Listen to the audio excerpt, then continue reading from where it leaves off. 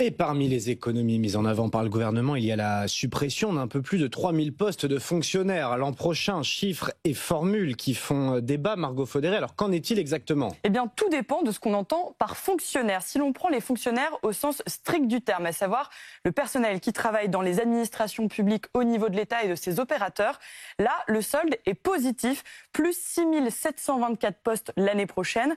Quand on regarde dans le détail, on voit même que c'est au niveau des ministères que les créations de postes sont les plus importantes, comme à l'Éducation nationale, plus 5277, à l'intérieur, à la justice également.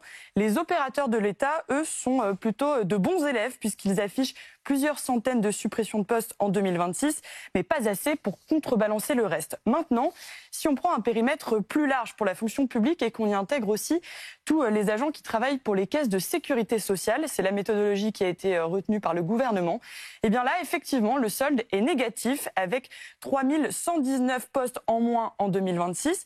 Ce n'est pas forcément faux de le comptabiliser comme ça, puisque ces salariés sont régis par le droit privé, mais ils travaillent bien pour des organismes à mission de service public. En revanche, on peut quand même dire que c'est une présentation très inhabituelle des choses. Selon le site spécialisé Acteurs Publics, c'est François Bayrou qui avait eu l'idée de cette méthodologie et Sébastien Lecornu l'a reprise. Merci beaucoup.